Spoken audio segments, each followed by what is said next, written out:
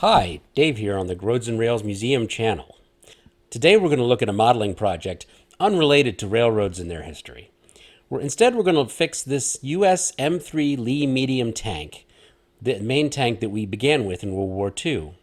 I love modeling military subjects and have models I've completed since childhood, which often need repairs and rebuilding as they age. One I completed in middle school was this M3 Grant tank model. Now, the original was made in the United States for the British Army, and the model was made by Tamiya, a respected model company.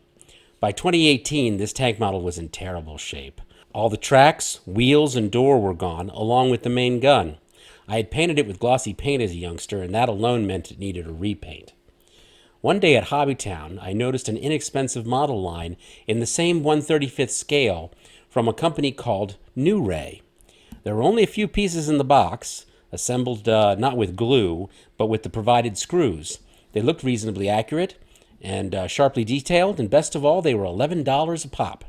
I immediately bought two of the M3 Lee models, a predecessor of the Grant with a smaller turret and a minor detail changes in the hull. One I planned to keep as is, and I built it and just put it on my shelf, and the other would be used to rebuild my M3 Grant. The new models have no working doors, which is actually a benefit for this project, because things like these details like that always fall off. I planned only to port over the unique parts of the Grant model, the old Tamiya model, to the Lee, then do a repaint based on historical photographs. The rotary tool was really essential for this job. I might have gotten a better result with a handsaw and patiently working on it, but I was a little impatient. I'm not above that. The thing that we had to move were stowage boxes, new larger turret, the fenders, the side skirts, and that was all those were quite easy to do. But there was an unrealistic aspect of this model. It had a really big box on the front. And the idea was when this model was sold, it was designed to be motorized. But and they needed this extra box on the front to do that, but it's wildly unrealistic. And I was able to use do a little surgery with the Dremel tool and cut off the front off the Tamiya model and get it in and use a bit of modeling putty and paint, and it looks pretty good. And I furnished with a really good paint job. The first is a base tan coat, and then I streaked on olive drab ammo, which then I bordered with black and white lines for a sharp look. I did a lot of searching on Google Images before I was comfortable with these choices. There's a lot more research than there was time painting. About that box on the front, yes, I mentioned before this kit was designed to be motorized. It actually has place for batteries inside, and it has an on-off switch hole in the back. And I've never seen them actually offer the motor drive, but I wanted to cover up all these things and make it look much more realistic. All was well for a few years, but it just didn't look right, and it kind of irritated me that it was on my shelf with more realistic models. And I decided I would customize it.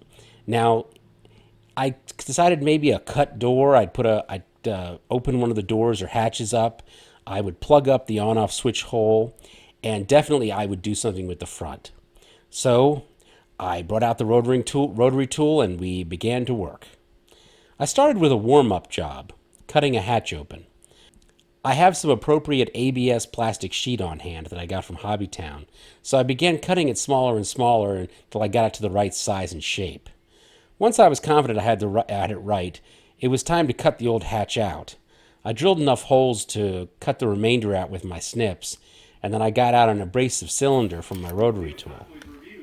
With that done, we could use a smaller Riffler file to do the remainder. Then I glued it together. Not bad. I'll have an appropriate figure for a U.S. Army figure sit on it. I quickly cut a good piece of thin ABS for a back to cover the power switch. Not bad. Now it's time for the front, which turned out to be much harder than I expected. This is not the way to get a good-looking M3 Lee model. Buying a proper kit is. But I'm bored and I needed something to do, so the extra work is kind of a bonus. My initial plan was to cut out the back of the box, leaving the front to be heated and then bent backwards into the body with my heat gun. In my head, this was a neat solution. In reality, it made a mess. I actually warped the front glasses plate and burned a hole in it. The end result was not acceptable, so I got the cutting wheel and removed the whole lower front hull plate to replace it with the new one built from ABS plastic that I luckily had on hand. It is the same plastic I used for the hatch and for the covering up the rear. I did the bending this time without the heat gun and just used my hands in the end of the workbench. I'm going to need a fair amount of modeling putty to get this looking good, but I was able to construct quite a bit. I superglued parts together, then applied the liquid model glue. Blue tape overnight completed the setup, and by going slow, I've been able to create something passable by building up layers that I can later sand down and supplement with modeling putty. I can't get the putty right now. I'll have to order it or go down to the store, and it's not essential, so I'm not going to be doing that right now. But I think you can see here that I've got it up to a reasonable level, and it's looking nice. And I think with a good paint job, I can cover up some of the other sins of this cheap model.